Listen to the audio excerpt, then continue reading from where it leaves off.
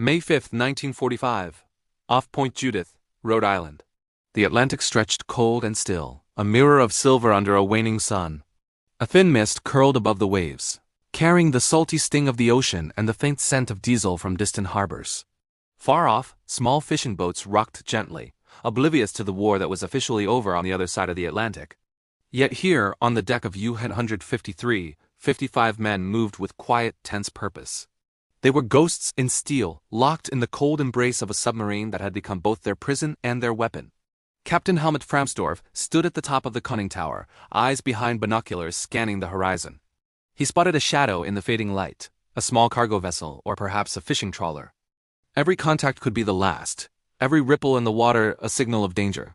Inside, the hum of diesel engines blended with the creaks of the steel hull, a metallic heartbeat echoing through the narrow corridors. The air smelled of oil, sweat, and something sharper, like fear itself. U-853 was a Type IX C-40, nearly 77 meters long with a beam of over 6 meters, capable of diving to almost 200 meters. Its bulk was deceptive. Inside, the narrow passageways made every sound loud, every shadow seem alive. Sailors moved deliberately, careful not to knock equipment or make noise. The sonar operator's eyes flicked to the oscillating needle, tracking faint blips. Each one a possibility, an enemy ship, a decoy, or nothing at all. Every ping sent a shiver down the spine. Framsdorf studied a folded chart, tracing lines with a gloved finger.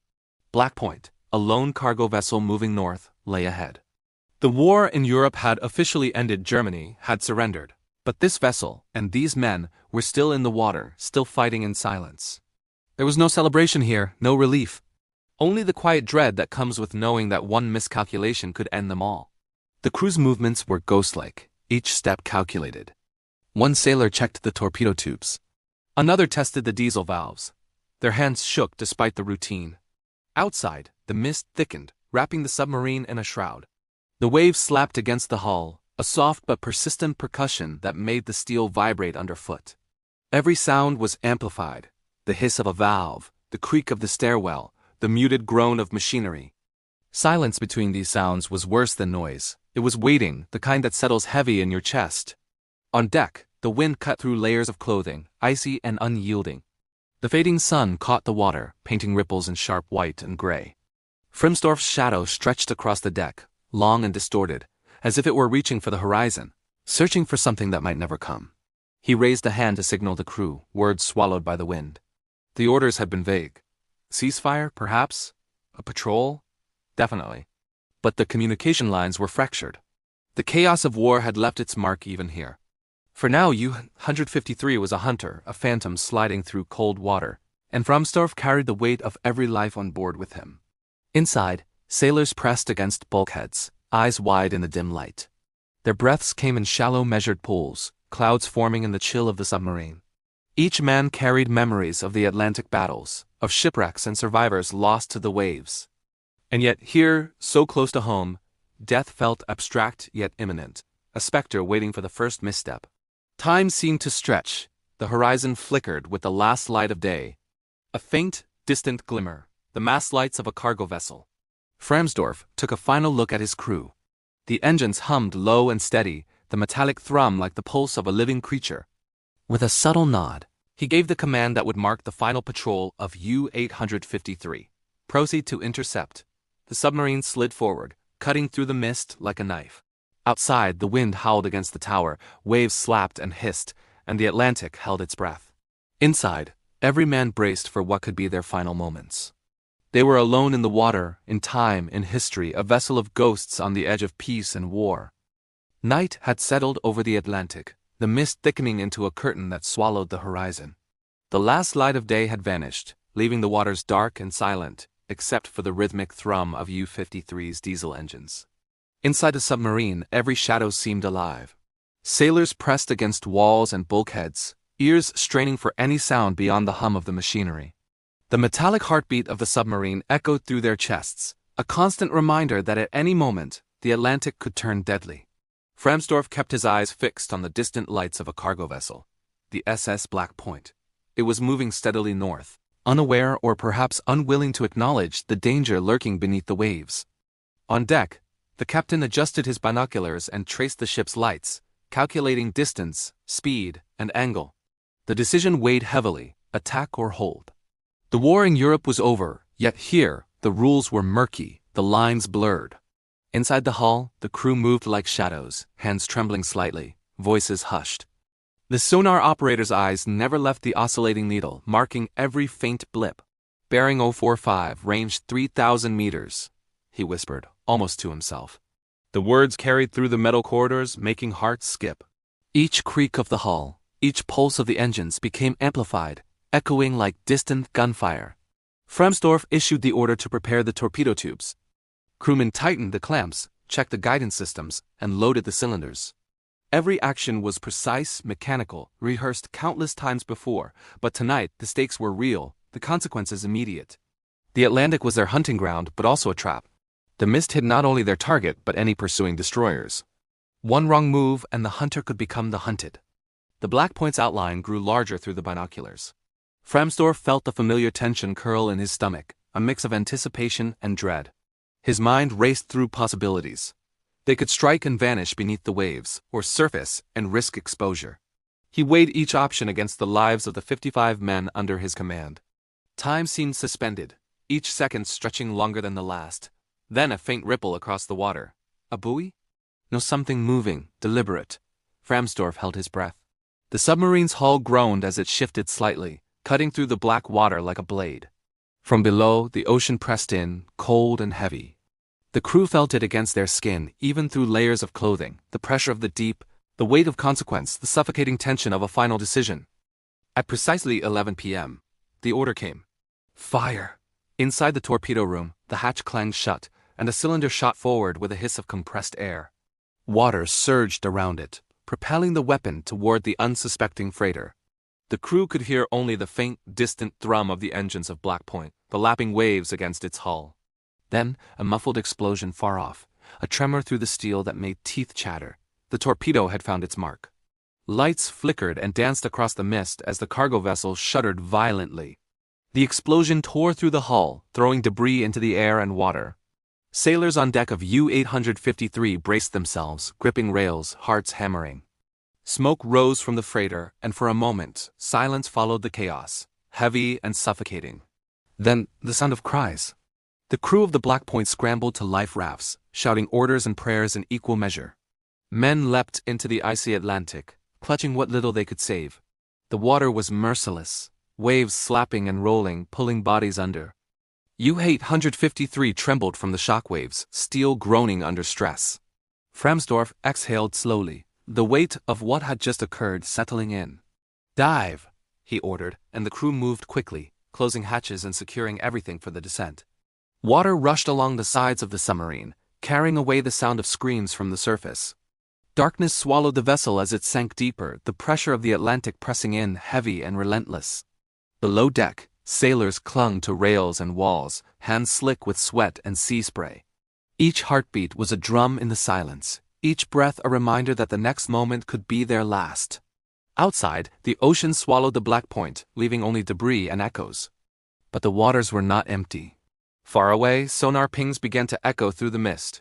Destroyers had picked up the torpedo strike, and the hunt was now on. USS Atherton, Amick, and Moberly steamed into position, their crews tense, weapons ready. Hedgehogs were armed, depth charges loaded. The U-853 had fired, but now it had become a target. Inside the submarine, Fremsdorf glanced at his crew. Faces pale, eyes wide. There was no joy, no victory, only the grim recognition that the war had caught up with them in the Atlantic. Above them, the night remained cold and unyielding, indifferent to human struggle. In that moment, U-853 was both predator and prey, caught in the tension between duty and survival, between the fading rules of war and the relentless logic of consequence. The mist thickened, the engines hummed, and the Atlantic waited, patient and implacable, for the next move. The first gray light of dawn barely broke over the horizon when the sound of frantic radio chatter cut through the calm mist. USS Atherton, Amick, and Moberly had received word. A U-boat had struck a freighter only hours after Germany's surrender. For the men aboard the destroyers, it was a call to action, a sudden return to the relentless rhythm of hunter and hunted. The Atlantic in the early morning was cold, fog-laden, and deceptively still. Spray hissed along the hulls of the destroyers as they surged through the dark water, engines thrumming in unison like a mechanical heartbeat. Each crewman had been briefed, hands steady on railings and weapons, eyes scanning the fog for any hint of movement. Sonar operators hunched over their stations, listening for the faintest ping, the almost imperceptible signature of a submarine beneath the waves. Fremsdorf, deep below in U-853, could feel it, though he couldn't know the full scale. The subtle vibrations in the water, the occasional distant engine, the faint echo of metal against metal, all signs that the Atlantic was no longer an empty stage. Somewhere above, men had mobilized, and the hunter had now become prey. On the destroyers, the tension was palpable. Every sonar ping, every distant thump of waves against the hull sent a jolt through the crew. "Bearing 060, a voice called out. "Range 3,000 yards, moving at 6 knots. The orders were crisp, almost ritualistic. Men leapt into action, armed hedgehogs clicked into place, depth charges readied and set to detonate at precise intervals. This was a coordinated trap, perfected over years of anti-submarine warfare in the Atlantic. In the cramped spaces of U-853, sailors pressed their backs against bulkheads, muscles tense. The knowledge that destroyers had picked up their presence made every second heavier, every movement more deliberate. Metal groaned as the submarine shifted, engines adjusted to silent running mode. Every clank of equipment, every faint squeak of a hatch echoed like gunfire in the steel corridors. Outside, the Atlantic seemed calm, a deceiving mirror over an invisible battlefield. The destroyers fanned out in a classic hunter-killer formation, cutting off potential escape routes. Radar and sonar systems hummed, scanning the waters with mechanical precision. Above deck, observers peered through binoculars, fog drifting over their shoulders, searching for the slightest disturbance, a hint of a periscope, a ripple on the surface, anything that could give away the U-boat's position. Below deck, Fremsdorf gave terse orders. Maintain depth. Avoid detection. Prepare to maneuver. Each sailor's hands moved automatically, checking valves, instruments, and torpedo controls. But there was no denying the reality. They were outnumbered, outgunned, and already trapped. The Atlantic had become a cage, and the hunters had the keys. The destroyers closed in, engines vibrating against the water, sending subtle pulses that traveled through the ocean like an ominous drumbeat. Every ping from sonar seemed to echo inside U-853, bouncing off hulls and bulkheads, amplifying the crew's anxiety. The smell of diesel, sweat, and fear filled the submarine. Each man was acutely aware of the thin line separating survival from death. As the morning wore on, tension built to a breaking point. The destroyers coordinated their depth charge patterns, sending explosive pulses into the water designed to squeeze and crush, to make life unbearable within the submarine's hull. U-853 lurched with each distant detonation, steel screaming, water vibrating along corridors, and sailors bracing for impact. They had prepared for attacks in deep waters, but the shallows off Rhode Island left them vulnerable, every maneuver constrained by the sea below. Fremsdorf scanned his instruments, eyes darting from gauges to sonar. He knew they could not outrun the destroyers. There was nowhere to hide. Every decision became critical: when to dive, when to rise, when to risk revealing the submarine's presence for a better firing angle. The pressure of responsibility weighed heavily on him.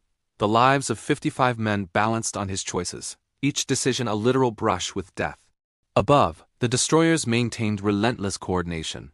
Hedgehogs were primed, ready to launch in rapid succession. Every movement in the fog, every microsignature of U-853 could trigger the deadly pattern. The men on deck spoke in clipped tones, the language of professionals, honed by months and years of wartime vigilance. There was no room for hesitation, only execution. By mid-morning, U-853's crew realized the inevitability of confrontation. They were isolated, the Atlantic around them no longer a sanctuary but a gauntlet. Every sonar ping, every muffled explosion, reminded them that they were trapped in a deadly game of cat and mouse, where one misstep meant annihilation. And so the stage was set. The hunter had become the hunted. The fog-shrouded Atlantic off Rhode Island had become a crucible of tension, fear, and impending violence. Below the waves, U-853 awaited, silent and patient. Above, 3 destroyers waited, poised to strike. The first real confrontation was imminent, and neither side would emerge unscathed. The sun had vanished entirely, leaving only a blanket of gray fog and an uneasy darkness that seemed to press down on the Atlantic like a heavy weight.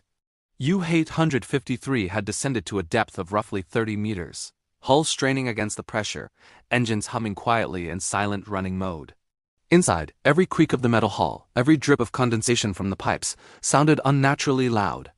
Sailors pressed themselves against bulkheads, their hands slick with sweat despite the chill of the submarine, eyes darting nervously. Every breath, every heartbeat, felt magnified in the claustrophobic vessel. Above, the destroyers patrolled methodically. USS Atherton, Amec, and Moberly fanned out in a calculated formation. Sonar operators hunched over consoles, listening for even the faintest signature. The ocean seemed calm at the surface, but it was a tense and deceptive calm. The men aboard the destroyers were alert, muscles coiled like springs. Every ping of the sonar, every distant echo set nerves on edge. They knew the target was clever, dangerous, and desperate. Inside U-153, Fremsdorf gave precise orders. Hold depth. Monitor bearings. Wait for the pattern. The crew moved in practiced synchrony, adjusting valves, monitoring gauges, listening intently to the faint hum of the hull and the muffled noises outside. The submarine trembled slightly with each distant depth charge detonation, metal groaning under stress. Sailors gritted their teeth, fingers white on railings, minds straining to maintain focus while adrenaline pumped through their veins. Each explosion above sent waves of pressure into the water, rattling instruments and rattling nerves.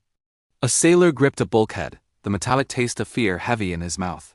Another stared at a gauge, eyes wide, calculating the depth, the pressure, the angle of the incoming charges. The water around them seemed alive, vibrating with unseen force, each pulse carrying the potential for disaster. Time stretched unbearably. Each minute seemed to last hours. The Atlantic became a cathedral of tension. The soft hiss of hydraulics, the groan of steel, the muffled thuds of distant explosions. The crew's ears strained for any hint of breach, any crack or fracture in the hull could mean instant death. Every shadow in the narrow corridors became a threat. Every sound a signal that the destroyers were closing in, shaping a deadly noose around the submarine. Fremsdorf considered their options. Dive deeper? Risk hitting the seabed. Surface? Almost certainly certain death. Maneuver laterally?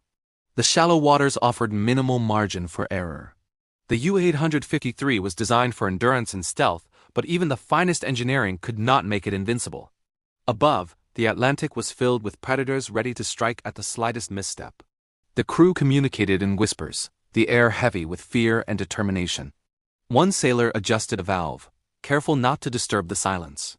Another moved a few meters down the corridor to check the periscope, then froze, listening for echoes. Outside, the destroyer's pattern tightened. Hedgehogs were launched. Depth charges deployed in rhythmic succession, each explosion a reminder of their vulnerability. Inside, the vibrations from the depth charges traveled through the steel like invisible fingers. Each pulse forced sailors to steady themselves, gripping rails and bulkheads.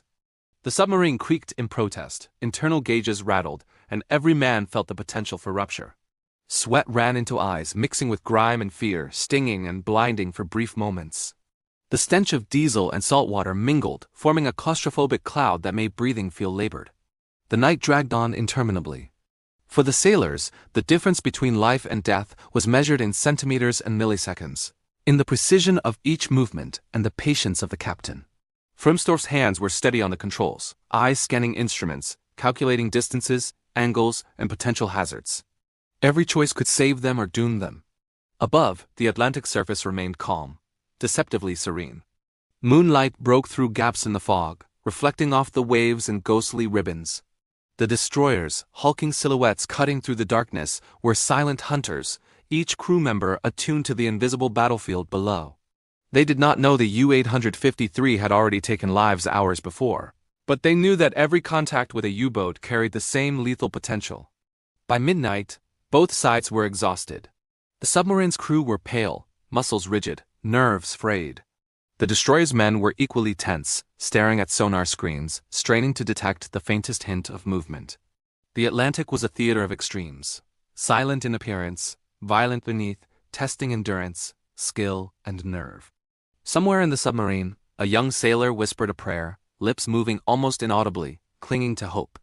Above, Fremsdorf's eyes never left the instruments, calculating, anticipating, balancing risk against survival. Each second passed like an eternity, the long night stretching into a test of willpower, precision, and courage. And in that night the Atlantic waited vast, indifferent, and merciless. Every pulse of sonar, every distant thump, every metallic groan carried meaning. The hunters above and the hunted below were locked in a silent struggle that neither could afford to lose. The outcome was uncertain. Death lurked in every shadow, and survival was measured not in hours, but in the next carefully chosen moment. The first light of May 6th crept through the mist, casting a ghostly silver over the Atlantic. U-853 had been submerged through the night, its crew fraying at the edges of exhaustion. The pressure from the depth charges had left every muscle sore, every nerve taut, every mind on edge. Metal groaned constantly as the submarine lurched under the ocean's weight, and every distant echo of an explosion reverberated like a death knell through the corridors. Captain Helmut Framsdorf knew the limits of his crew and his vessel. Oxygen levels were dropping, batteries running low, and morale was thinning with each passing hour. The men inside were pale, their faces drawn, eyes hollow from fear and fatigue. The continuous tension, the vibrations of the water, the groaning hull, they were all imprinted on every nerve. Each man moved deliberately, almost mechanically, silent shadows in the dimly lit compartments, checking gauges, valves, and torpedo tubes. Finally, Framsdorf made a decision that would seal the submarine's fate. "Prepare to surface," he commanded quietly, the words a mix of resolve and desperation. His voice carried authority but also a trace of weariness, acknowledging the impossible gamble. The crew obeyed, securing equipment, checking hatches, and bracing themselves for the ascent. The decision to surface was not made lightly. It meant risking immediate detection, exposing the submarine to the waiting destroyers, and confronting the reality that the hunter had become the hunted. Outside, the Atlantic remained deceptive in its calm. Mist hovered over the water like a blanket, waves rippling gently, masking the presence of vigilant destroyers lying in wait. USS Atherton, Amick, and Moberly had tightened their formation overnight, sonar and radar scanning relentlessly. Hedgehogs were armed, depth charges primed, crews tense and ready. Above all, they waited for the faintest sign of U-53 emerging from the depths. As the submarine began its slow ascent, metal hissed and strained against pressure changes. The crew felt the shift in their bodies, ears popping, stomachs tightening. The water outside pushed against the hull, indifferent, unyielding. The submarine broke through the misty surface with a shudder, the conning tower appearing first, cutting through the gray like a blade. Sunlight flickered off rivets and metal, illuminating the vessel in stark, unforgiving detail. The destroyers were ready, spotlights snapped on, cutting through fog and shadow. The sound of whistles and commands split the air. "There it is, bearing 045!" shouted a lookout from Atherton, pointing at the emerging submarine. Guns swiveled, hedgehogs trained, and depth charges ready. The UE-153 was no longer a hunter hidden beneath the waves. It was a target, exposed and vulnerable. On deck, Framsdorf looked at his crew. Faces pale, eyes wide, every man holding on to a fragile thread of hope. "Hold steady. Prepare for action," he ordered. Below, sonar operators on the destroyers tracked the submarine's every movement. The U-853 shuddered as waves slapped its sides, metal groaning under tension. For a moment, time seemed suspended, the ocean a still stage, the tension palpable, each breath counted. The first shots rang out. Anti-aircraft guns and deck-mounted weapons on the destroyers fired in short, calculated bursts.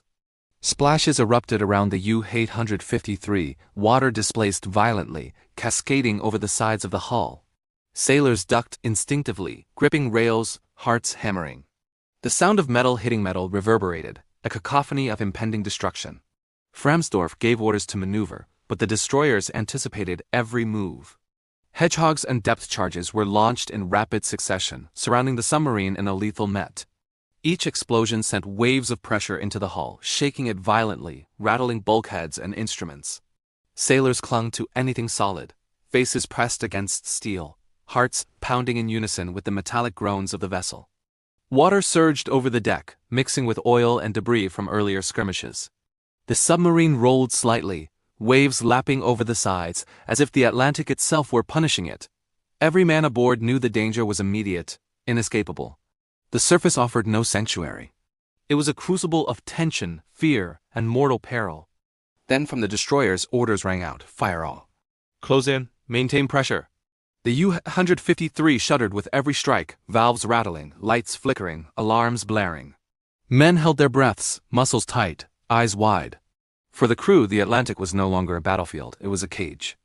Each pulse of the destroyer's weapons was a direct threat to life, a reminder of the consequences of a single decision made hours before. For a brief, terrifying moment, the submarine and the destroyers faced each other in an eerie, silent understanding. No words were spoken, only orders and instinct.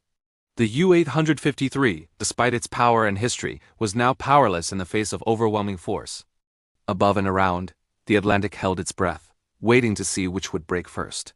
Framsdorf exhaled slowly, the weight of command pressing down like the ocean itself. His men, exhausted, terrified, and resolute, braced for the inevitable. The destroyer's weapons continued to roar, waves erupted, metal screamed, and the U-853 held on, caught between survival and destruction. The breaking point had been reached. The final confrontation was at hand. The Atlantic seemed to hold its breath. Waves rippled lazily, mist swirling in ghostly tendrils, yet beneath the surface, chaos had erupted. U-853 rolled and shuddered as explosions ripped through the water, the destroyer's hedgehogs and depth charges closing in with relentless precision. Each blast was like a hammer striking the hull, metal screaming under pressure, the submarine's bulk vibrating with the force. Sailors gripped anything they could, knuckles white, teeth gritted. Every heartbeat was a countdown. Captain Helmut Frimsdorf's hands were steady on the controls, eyes darting between gauges and sonar. He knew the situation was dire. Batteries were almost depleted, oxygen thinning, and the destroyers had them surrounded. Every tactical option had been exhausted, every maneuver countered. Deep below, every man on board felt the same grim understanding. The end had come. The first direct hit struck the U-853 with a metallic roar. Water surged against the hull, forcing the submarine to lurch violently. Valves rattled, lights flickered, alarms shrieked in an eerie chorus of doom. Sailors were thrown to the deck, bodies slamming against steel. One cried out, a short, terrified sound swallowed immediately by the roar of waves and metal. Fear, raw and unrelenting, gripped the crew in a vice. Above, the destroyers circled, their crews methodical, precise. The USS Atherton fired again, the shells cutting through the mist with deadly accuracy. Each explosion sent shockwaves through the water, rattling bulkheads, and making the Atlantic itself seem alive with fury. Radar and sonar operators tracked the submarine's movements, adjusting angles, correcting trajectories.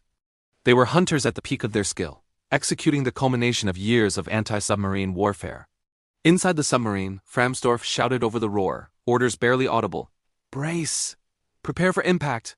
Hold the depth!" The crew responded with tense efficiency, gripping rails, strapping themselves into harnesses, eyes wide with fear and focus. Each man knew that the next moments could be their last. Then came the critical moment. U-853, battered and crippled, attempted a desperate maneuver and emergency surface. The conning tower breached the water first, steel glinting in the gray light. The vessel momentarily illuminated like a fragile toy in a storm. But the destroyers were ready. Guns pivoted, hedgehogs fired, depth charges exploded around the submarine. Water erupted in geysers, debris flew through the mist, and the Atlantic became a violent, chaotic furnace. Inside, sailors held on to anything solid, faces pressed against steel, hearts hammering. The pressure, the fear, the physical force of the explosions, it was unbearable. Framsdorf barked orders, voice hoarse. "Stay calm, stay calm." But calm was impossible. The vibrations shook the submarine violently, valves ruptured, and alarms screamed their mechanical warning. Outside, the destroyers executed a final coordinated assault. Hedgehogs and depth charges were launched in rapid succession, creating a wall of destruction that the U-853 could not evade. The water boiled around the vessel, and then, with a tremendous shudder, the submarine began to sink. The Atlantic swallowed it slowly at first, then with violent finality. Smoke, oil, and debris rose to the surface, marking the end of the steel predator that had stalked these waters hours before. For the crew inside, the moment was terrifyingly surreal. Some prayed, others simply held on, eyes wide, waiting for the inevitable. The submarine rolled, taking on water, metal groaning and buckling. Framsdorf remained at the controls as long as he could, a captain committed to his crew to the very end. Then with the final lurch, the U-853 slid beneath the waves, leaving only the Atlantic above, silent once more except for the lapping of water against debris. Above, the destroyers paused, observing the aftermath. The sea surface was littered with splintered wood, oil slicks, and personal effects from the freighter and the submarine. No cheers, no celebration, only the quiet acknowledgement of the deadly efficiency of the Atlantic, and the men who had hunted here. Every life lost, every decision made, every second of tension was preserved in memory. A somber testament to the final hours of the U-53. Some men on the destroyers lowered lifeboats, searching the slick for survivors, but the chances were grim. The crew of U-853 had been caught between the inexorable force of the Atlantic and the precision of American naval tactics. The hunters had succeeded, but at a cost. The sea claimed all with impartiality, leaving no room for sentiment. Fremsdorf, along with nearly all aboard, would never surface again. The Atlantic had consumed him, as it did the submarine, leaving only the surface traces to mark the site. The remaining survivors, if any, were pulled from the water hours later, traumatized, cold, and shell-shocked, a small fragment of a story that ended abruptly in the cold gray Atlantic. By midday, the Atlantic returned to its deceptive calm. Mist hovered in delicate tendrils, the waves gentle once more. Yet beneath the surface, the U-853 rested, a silent grave. Its story of defiance, miscalculation, and final confrontation would be remembered in logs, reports, and the memories of those who survived to tell it. The Atlantic had claimed another victim, and with it, the last echoes of a war that had officially ended only hours before. The Atlantic had returned to its deceptive calm by mid-morning, but the air above the water was thick with smoke, oil, and the muted echoes of violence. Lifeboats were lowered from USS Atherton and Amec, creaking against the waves as sailors leaned over the rails, scanning for signs of life among debris. The survivors, if any, were few, battered by cold water, exhaustion, and shock. Men clung to wreckage, eyes wide with disbelief, limbs numb, faces pale. Each wave that tossed them reminded them of the razor-thin margin that had separated survival from death. A sailor from Moberly shouted over the wind, guiding a small group toward the boat. One man coughed violently, water choking him, while another, teeth clenched, reached for a floating plank. Their movements were instinctive, desperate, and slow, weighed down by fatigue and terror. The destroyer crews worked swiftly and methodically, hauling survivors aboard, wrapping them in blankets, and checking for injuries. Some men shivered uncontrollably, teeth chattering as the cold seeped through layers of clothing. Others were silent, staring into space, eyes haunted by what they had witnessed. The collapse of their vessel, the roar of explosions, the inevitability of death closing in. Fremsdorf's crew, and any who had been aboard U-853, had left behind a silence that only the Atlantic could contain. Below decks on the destroyers, medical personnel attended to the rescued sailors. Hypothermia was immediate, but so was shock. Hands shook violently as medics wrapped blankets around shivering shoulders, offering water and whispered reassurance. One young sailor murmured, "It happened so fast. Everything just exploded." The trauma was etched into every line of his face, the vivid memory of terror imprinted as sharply as the steel scars on the Atlantic's surface. Reports began to reach command centers along the eastern seaboard. U-853 had been sunk. The last shots fired in the Atlantic theater of the war had found their mark. German resistance had persisted beyond the surrender, and the U-853's captain had ignored the ceasefire orders. But in the end, the hunters had prevailed. The Atlantic, patient and impartial, had taken back its own. For the men aboard the destroyers, the sinking was a mix of triumph and reflection. They had done their duty, executing the precision tactics honed over years of anti-submarine warfare. Yet there was no joy in the accomplishment. Every splash, every casualty, every haunting echo of the submerged steel reminded them of the cost of war, the narrow margin between life and death, and the fragile nature of survival. Back on board the destroyers, sailors observed the sight of the sinking with a quiet reverence. Oil slicks shimmered on the water, debris floated in the mist, and the Atlantic appeared calm, almost indifferent. In the months to come, naval logs would record the incident with clinical precision. Coordinates, depth charges used, hedgehog patterns, confirmed kills. Yet the human story, the fear, courage, desperation, and fleeting hope of those final hours would linger in memory far longer than the official records. Meanwhile, the local Coast Guard and rescue teams arrived, joining the destroyers in searching the area. Pieces of the Black Point and U-853 floated on the surface, the fragmented remains of two vessels that had met a violent collision in the final hours of war. Bodies, if any remained, were taken with care, though the majority had succumbed to the cold Atlantic. It was a somber reminder that even after surrender, the sea held no mercy, and war did not end neatly at the stroke of a pen or a signed document. Families back home would later receive word of the actions, of lives saved and lost, of a final battle that occurred mere hours after the war was technically over in Europe. The Atlantic, indifferent and vast, had witnessed a final confrontation, a lethal lesson in the persistence of conflict, even when peace had been declared. For historians and veterans alike, the sinking of U-853 became a symbol of the Atlantic's lethal impartiality.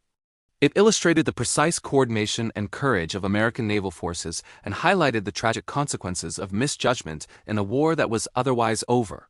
Sailors would speak of it in hushed tones in later years, recalling the relentless pounding of depth charges, the fear that gnawed at their minds, and the eerie quiet after the submarine finally slipped beneath the waves. And in the Atlantic, miles offshore Rhode Island, the wreckage rested. U-853 lay silent, its crew lost to history, the ocean a grave, and the memory of the last shots fired in the Atlantic engraved in every ripple, every wave, every mist-laden dawn. The survivors carried their memories home, forever changed by a confrontation that had occurred in the shadow of peace, in the final hours of a war that many believed had already ended. The sun was rising over Rhode Island's coast, pale light shimmering across the Atlantic, glinting on waves that had carried the echoes of battle through the night. In the calm after the storm, American naval officers gathered on the decks of USS Atherton and Amec, logbooks open, pencils scratching. Every maneuver, every depth charge, every hedgehog strike was recorded meticulously, not for glory, but for lessons that would shape future naval doctrine. The sinking of U-853 was unusual, an anomaly in the final hours of a war already officially over. Captain Helmut Framsdorf had made choices that defied surrender orders, and in doing so, he had created a deadly test for the men of the Atlantic Fleet. For American sailors, it was a reminder that war could persist beyond treaties and announcements, that the ocean was impartial, and that vigilance had no off switch. Naval officers reviewed sonar readings and depth charge patterns, analyzing the precision required to neutralize a threat in shallow coastal waters. U-853 had been trapped not by brute force alone, but by coordination, anticipation, and careful application of technology. Hedgehogs had exploded in tight patterns, constraining the submarine's movements and forcing it to surface. The destroyer's crews had combined radar, sonar, and tactical formation to create an almost inescapable net. It was a lesson in how training, preparation, and teamwork could overcome even the most desperate adversary. On board, sailors spoke quietly of the fear and tension they had endured. "I never thought a submarine could make it this close to shore," one young sailor remarked, shaking his head. "It was like the ocean itself was alive, pushing back." Another nodded, recalling the deafening roar of the depth charges, the metallic shudders of the submarine, the moments when it seemed the hull would collapse entirely. Their stories, while personal, became a collective memory, a shared testament to endurance, skill, and the merciless logic of naval warfare. Historians later noted that U-853's final engagement off Rhode Island was emblematic of the persistence of conflict, even in the moments when the larger war had ended. The fact that a German U-boat had struck a freighter hours after the surrender of Europe reminded naval strategists that victory on paper did not always translate to immediate safety at sea. It reinforced the importance of patrols, vigilance, and readiness for sudden confrontation, even in the twilight of war. For the United States Navy, the episode became a case study in anti-submarine operations. The coordinated use of destroyers, radar, sonar, and depth charges in shallow coastal waters demonstrated the efficiency and lethality of modern naval strategy. Officers cited the U-853 engagement in training manuals, highlighting the critical importance of anticipation, positioning, and timing. Every detail, from the spacing of hedgehogs to the communication protocols between ships, was analyzed to ensure that the next threat, should one emerge, would be neutralized with equal precision. Yet beyond the technical lessons, there were human lessons as well. The survivors, both from the freighter and from the U-53's remnants, carried the psychological scars of those final hours. Stories of fear, courage, and endurance became part of the oral history of the Atlantic Fleet. Sailors learned that the most important skill was not just technical knowledge but mental resilience. The ability to act decisively under pressure, to remain calm while chaos surrounded them, and to trust in training and teamwork when facing an unpredictable and deadly opponent. In the months following the engagement, memorials were small but sincere. The site of the sinking, marked in nautical charts, became a reminder of the final bloodshed in the Atlantic theater. Families of the lost crew received word of their loved ones, often hours or days after the engagement, and naval officers ensured that the actions of their sailors were documented accurately, honoring both the professionalism and bravery demonstrated in the face of unexpected danger. The Atlantic itself remained silent, vast, and indifferent. Beneath its waves, U-853 rested as a solemn monument to the final lethal edge of World War II. For American sailors, the engagement off Rhode Island was a testament to vigilance, skill, and the enduring truth that the sea respects no calendar or treaty. Peace might be declared on land, but at sea, danger could persist until every last threat had been accounted for. And so, the lessons of U-853 were carried forward, not only in manuals and reports, but in the memory of those who had faced the steel predator in the last hours of a global war. They spoke of courage, coordination, and the sharp edge of consequence, reminding all who would serve in the Atlantic Fleet that every wave, every shadow, every blip on a sonar screen could carry life or death significance.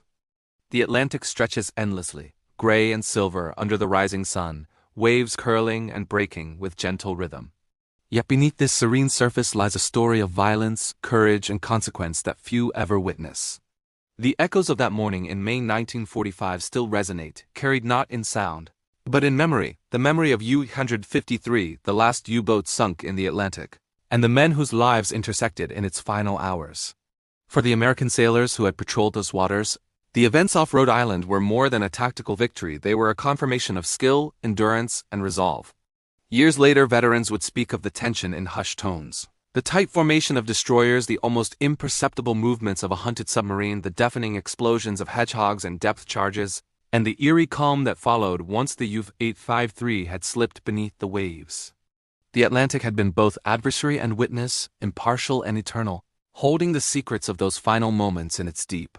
Historians reflect on the U-853 episode as a unique footnote in World War II. The war in Europe had officially ended hours earlier. Surrender documents had been signed, celebrations planned, and the machinery of peace beginning to unfold. Yet at sea, the conflict persisted, demonstrating that war does not always adhere to calendars or formalities. Captain Helmut Frimsdorf's decision to attack a freighter in those last hours, defying orders, cost lives and ultimately led to the destruction of his submarine. It serves as a stark reminder that choices made in moments of desperation carry consequences far beyond the immediate. Survivors of the engagement, pulled from frigid waters, returned home with the Atlantic's imprint on their souls. Some spoke of shock, others of the surreal calm after the explosion-laden night. All carried the weight of witnessing the final lethal pulse of German U-boat activity in the Atlantic. Their stories, recorded in oral histories, highlight a universal truth. Even in war's final hours, courage, fear, and human instinct operate at full intensity. For the families of those aboard U-853, there was no closure and victory, only the haunting knowledge that the ocean had claimed their loved ones in the war's dying moments. And for the American Navy, the incident reinforced doctrines that would endure long after the war: vigilance at all times, coordination and execution, and the absolute importance of preparation in anti-submarine warfare. U-853 became a case study taught in classrooms and reflected upon in training exercises, a final lesson in both tactics and human psychology. The site of the sinking, now charted and studied by divers and historians, offers a tangible link to history. Beneath 30 meters of Atlantic water, the submarine rests, a silent grave, a monument to hubris and miscalculation, yet also a testament to American naval skill. Each bolt, each hatch, each scarred panel tells the story of men caught between duty, defiance, and survival. The wreck is not only a relic, but a narrative in steel and saltwater, bridging the past with the present, the lessons of war with the eternal, impartial rhythm of the ocean. In the broader sweep of history, U-853's sinking illustrates the final human stakes of World War II at sea. It underscores that wars are fought not only in grand campaigns and famous battles, but also in isolated, fleeting encounters where every decision carries life or death weight. The Atlantic, once a corridor of commerce and a stage for U-boat predation, became the crucible in which these last hours were forged. The tension, courage, and tragedy of that encounter echo across decades, reminding us that history is written not only in victories but in choices made under pressure, in fear, and in hope. Visitors to the Rhode Island coast, unaware of the depths below, may see only waves and mist. Yet for those who study the ocean, who dive to explore its sunken secrets, or who read the accounts of sailors long since gone, 153 remains vivid. It is a story of hubris and precision, of desperation and resolve, of war's stubborn persistence and the ocean's relentless impartiality. Above all, it is a human story. Men making choices in extreme conditions, courage colliding with consequence, and the final chapter of conflict unfolding silently beneath waves that never forget. And so, the Atlantic continues its endless rhythm, waves washing over the wreckage, carrying the memory of U-853 and the sailors who confronted it. The last U-boat sunk in the Atlantic serves as a reminder that the sea does not sleep, that decisions have weight beyond the immediate, and that courage and skill can tip the balance, even against desperation. The echoes of that May morning linger, not in sound, but in the memory of those who faced them, in naval doctrine, and in the solemn, silent grave that rests beneath the gray waters. The story of U-853 is complete. Its final engagement off Rhode Island closes the Atlantic chapter of World War II, leaving behind lessons of vigilance, human resilience, and the immutable force of the sea. In that final deadly encounter, war's reach extended beyond official surrender, testing courage, skill, and endurance one last time. And though decades have passed, the Atlantic still remembers. Decades later, the waters off Block Island, Rhode Island, remain calm, deceptively serene, concealing the steel grave of U-853. Divers who have visited the site speak of an eerie stillness, the deep Atlantic holding its secrets tightly. The wreck rests in roughly 30 meters of water, its hull scarred by explosions, broken hatches, and the violence of that final May morning in 1945. The silence of the ocean is almost sacred, a stark contrast to the chaos that once reverberated through every deck, every bulkhead, every corridor. For historians, the story of U-853 is more than just a final engagement. It is a symbol of the stubborn persistence of conflict, even in the moments when peace seems assured. The submarine had sunk the small coastal freighter Black Point, the last American merchant vessel lost in the Atlantic to enemy action. Captain Frimstorff's decisions, while ultimately catastrophic, offer insight into the mindset of a U-boat commander operating in the final hours of a global war. The tension between obedience to surrender and the lure of one final act of defiance illuminates the human dimension of warfare: fear, pride, desperation, and the relentless calculus of survival. American naval officers reflect on U-853 as a lesson in vigilance. The encounter off Rhode Island demonstrated that even after a war is officially over, danger persists, submarines may not immediately surface, hostilities can continue unexpectedly, and readiness must never waver. The precision of the USS Atherton, Amick, and Moberly crews became a benchmark for anti-submarine operations, studied in naval academies and cited in manuals for decades. It was a final proof of the effectiveness of coordination, sonar tracking, hedgehog deployment, and rapid decision-making under pressure. The psychological impact on American sailors was profound. Many carried the memory of that morning for the rest of their lives: the deafening underwater explosions, the metallic groans of U-853 under the pressure, the tension that stretched through endless hours, and finally, the sudden surreal calm after the submarine slipped beneath the waves. In oral histories, veterans describe the Atlantic as a living entity that tests courage and resolve. Some spoke of awe, some of grief, but all carried a deep respect for the power of the ocean and the technology and training that allowed them to survive and succeed. Memorials and records ensure the story is not forgotten. Charts mark the resting place of U-853. Plaques honor the final merchant ship lost to enemy action in the Atlantic. Museum exhibits along the East Coast recount the episode, detailing the last depth charges fired in the Atlantic theater, the precision of destroyer coordination, and the haunting reality of a war that, on paper, had ended but at sea still exacted a deadly toll. Scholars also study the incident as an example of post-surrender combat and the unpredictable nature of war. It is cited in analyses of command decision-making, risk assessment, and the human consequences of following orders or defying them. Frimstorff's actions, though fatal, provide a case study in the ethical and tactical dilemmas faced by military commanders. Did he act out of loyalty to his nation or from a misguided sense of duty? The records, sonar logs, and survivor accounts leave only fragments of answers, but those fragments illuminate the stakes of the Atlantic battlefield in vivid, uncompromising detail. For the American public, the story of U-853 is both a final dramatic chapter in the Atlantic theater and a reminder of the complexities of war. It illustrates the unpredictability of conflict and the human stories hidden beneath the waves. The Atlantic, indifferent yet unforgiving, claimed a German vessel mere hours after Europe celebrated surrender. In doing so, it provided the last pulse of danger in the Atlantic, A reminder that war, even at its close, was never entirely under control. Today, divers and historians alike speak of the wreck with a mixture of awe and solemnity. U-853 is a monument to the men who served aboard it, the American sailors who pursued it, and the Atlantic itself, a force of nature, a final arbiter of fate. Stories of the last U-boat engagement off Rhode Island are taught, remembered, and retold not as mere military victories, but as human stories of fear, endurance, judgment, and consequence. The legacy beneath the waves is also a testament to technological evolution. The sonar readings, the hedgehog patterns, the tactical coordination all set the stage for modern anti-submarine warfare. The encounter off Rhode Island remains a benchmark, a case study that combines strategy, engineering, and human resolve in a lethal ballet of precision and courage. In quiet moments, historians, sailors, and visitors to the Rhode Island coast reflect on the Atlantic's impartiality. Beneath its surface lies U-853, its twisted steel echoing the final moments of a crew caught between surrender and defiance, between hope and oblivion.